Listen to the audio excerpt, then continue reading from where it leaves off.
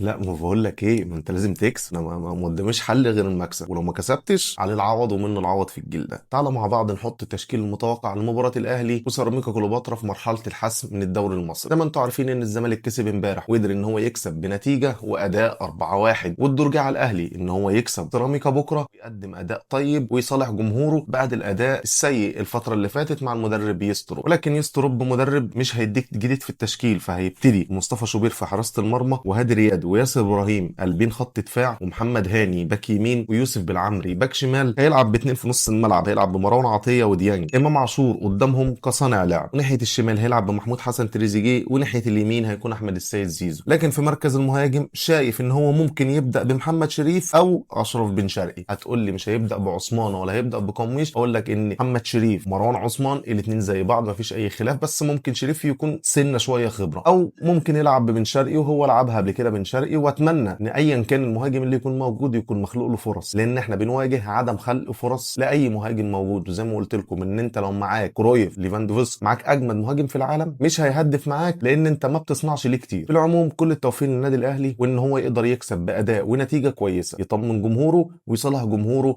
عن الاداء السيء الفتره اللي فاتت.